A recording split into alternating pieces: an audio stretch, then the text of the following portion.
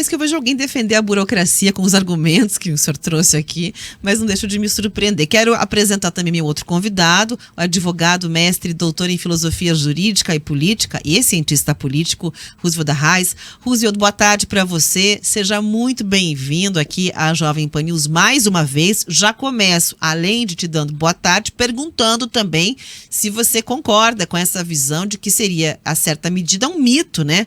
A ideia de que a iniciativa privada teria mais eficiência, celeridade, menos problemas que o setor público, por exemplo. Boa tarde, Rafaela. É uma alegria poder falar contigo, com os seus ouvintes. Boa tarde, Dr. Clóvis, colega também lá onde eu faço doutorado com ele, na Universidade Federal do Paraná. Fizemos aulas juntos, né? Tivemos vários debates, inclusive, sobre esse tema. E é uma alegria poder falar para todos aqui, em público, né, para a Jovem Pan. Rafaela, eu acho que o ponto que a gente está tocando aqui, que é central, é eficiência, né? A gente não tem como fugir de burocracia, alguma burocracia haverá no mundo moderno, e eu vou fazer um apanhado bem rápido disso, em cima daquilo que o Dr. Clóvis comentou. Tanto as empresas, especialmente as empresas de médio e grande porte, quanto a administração pública, ela é concebida, ou são concebidas, para funcionar como máquina, né? E uma máquina, como o motor de um carro, ela é automática. Então, ela não depende de alguém estar acionando um botão lá para, sei lá, da partida a gente dá, né, que é o início, né? Mas você não tem que acionar todos os mecanismos do motor para ele funcionar, né? Ele tem um funcionamento relativamente automatizado. Então, o rito, o procedimento, né, que o Clóvis estava mencionando aqui, que enseja, né, assim, uma sequência de atos burocráticos que são típicos do direito administrativo e que afetam a iniciativa privada, com os seus procedimentos internos. Vamos pensar lá nas NRs, lá, que as empresas têm que seguir, ou vamos pensar nos próprios regulamentos privados que as empresas se impõem para se apresentar ao público como empresas que cumprem funções públicas, né, os ISOs, por exemplo, né, são formas de burocracia interna, né? Então, essa burocratização são uma forma de você tentar tornar automatizado ou automático o funcionamento, tanto da gestão pública quanto das empresas da iniciativa privada. Então, você não ficar dependendo que a cada momento você tem que ter alguém autorizando, faça isso, faça aquilo, pode isso, não pode aquilo, que as coisas sigam de uma forma, vamos dizer assim, mais natural. Ou seja, a ideia é você despersonalizar o máximo possível para que a coisa funcione, como eu disse, de forma automática e impessoal. Isso acontece dentro da administração pública, isso também acontece dentro de empresas, especialmente de porte médio e de porte grande, nem se fala mais ainda. Né? Bom, mas eu acho que aí o ponto é saber, ok, já que a gente não tem como fugir de um tanto de burocracia, claro que nós podemos discutir o quanto é necessário, o quanto não é, e que tipo de burocracia realmente é relevante ou não. Vou só citar um exemplo aqui. Qual é o sentido hoje de nós estarmos na era digital e ainda precisarmos de carimbo em documento, né? Ou apresentar um documento carimbado no órgão público lá para dizer que aquele documento é regular, sendo que eu tenho certificado digital, tenho e-notariado, tenho uma série de outros instrumentos que tornam a vida do cidadão muito mais ágil, muito mais fácil. Quer dizer, esse tipo de burocracia, no passado, pode ter tido algum sentido, no sentido, né, assim, de garantir alguma segurança para as pessoas e tal, mas hoje não faz sentido algum, né? Ou faz muito pouco sentido. Né?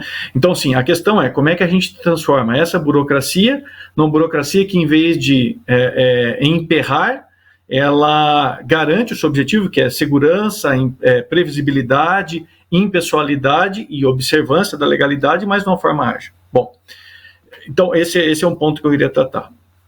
O outro ponto, e aí eu acho que é a questão central, como eu ia dizendo, é a questão da eficiência. Né? Quando a gente pensa em eficiência para a empresa privada, o raciocínio é né? O ponto de vista é específico.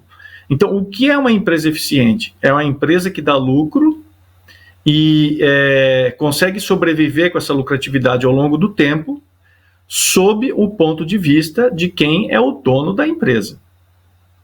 Ponto. É isso. Né? Agora, o que é eficiência na administração pública ou nos serviços públicos? A eficiência do serviço público, ela não se mede só pelo tanto de dinheiro que você investe ou deixa de investir o que você economiza, né? Então vamos pensar assim, em termos de serviço de saúde, que pode ser prestado por empresas, pode ser prestado diretamente pela administração pública, enfim, a gente pode pensar várias formas, né? Mas assim, como é que a gente mede a qualidade da saúde pública, né? Seria, por exemplo, pelo tempo de atendimento do médico, né? Então, o médico atendeu o paciente em 5 minutos, então ele atendeu bem, foi eficiente. Pela lógica de uma empresa, por exemplo, de um plano de saúde, que está querendo se livrar daquele paciente o quanto antes e ter alta lucratividade, talvez isso seja extremamente eficiente sob o ponto de vista da empresa. Mas não será eficiente em termos públicos. Por quê? Porque o cidadão, se a gente está pensando, né, no Estado que é responsável com as suas pessoas, né, com os seus cidadãos, obviamente que a gente vai querer um atendimento de saúde em que o médico no mínimo te dê um bom dia, né? Faça uma entrevista com você, questionando tudo que pode ter acontecido, né? Que está te levando a estar ali, etc. Quer dizer, que seja atencioso, que te examine, que depois te dê um feedback, que você possa novamente apresentar queixas, etc. Quer dizer, e aí você vai ter efetivamente uma cura, ou vai ter uma melhoria do seu quadro de saúde. Só que isso custa mais, né? Então, talvez isso, se a gente utilizar uma lógica estritamente privatista, talvez ela não seja eficiente sob o ponto de vista público de garantir uma saúde coletiva, né? Então, eu acho que quando a gente pensa em eficiência, a gente tem que considerar qual é o objetivo que nós estamos buscando, né? Para algumas coisas, a lógica da iniciativa privada aplicada a questões públicas pode funcionar muito bem. A gente teve vários exemplos disso, né? Assim, tem um exemplo que é questionado, mas assim, eu acho que é fácil para todo mundo entender, a questão da telefonia. Por mais que a gente não tenha uma telefonia melhor do mundo, né, mas nós tínhamos no passado, né, um serviço de telefonia muito caro quando era estatal, né, que, enfim, você tinha que entrar numa fila, se cadastrar, esperar anos para ter um telefone. O telefone era tão caro que estava o preço de um carro, né? Então, a privatização desse serviço acabou surtindo alguns efeitos positivos, né? Mas para outras coisas, para outras questões, talvez o serviço, essa lógica da iniciativa privada talvez não valha necessariamente para a iniciativa pública. Então, a gente tem que olhar qual o objetivo que nós queremos. Então, eu quero democratizar e ampliar, por exemplo, o serviço de telefonia, né? Eu acho que o modelo da privatização, como foi feito, a gente não pode deixar de reconhecer que houve mérito. Tem coisa para melhorar, sim, com certeza, né? Mas é um fato, né? Tá aí para todo mundo ver. Agora, outras questões, eu acho que são mais, olhando por outro ponto de vista, né? Assim, sob o ponto de vista público, olha, eu preciso garantir acesso à saúde às pessoas. Será que a lógica da iniciativa privada, ela atende interesse público, por exemplo, no que trata a saúde de forma irrestrita? Vamos colocar tudo, vamos privatizar toda a saúde pública e vai dar tudo certo. Pessoas que não conseguem comprar um plano de saúde, como é que ficam? Ou, de repente, ok, a iniciativa pública vai pagar uma parte, mas como é que vai ficar a qualidade desse serviço de saúde sem nenhuma fiscalização? Enfim, né, por isso que a gente vem falando hoje, cada vez mais, também em parcerias público-privado ou formas não vou dizer miscigenar, que não é uma palavra bem adequada, mas formas híbridas, né, as parcerias público-privadas, mas tem várias outras formas híbridas de você tentar trazer, vamos dizer, a racionalidade e a eficiência da iniciativa privada para entregar resultados públicos de qualidade, né?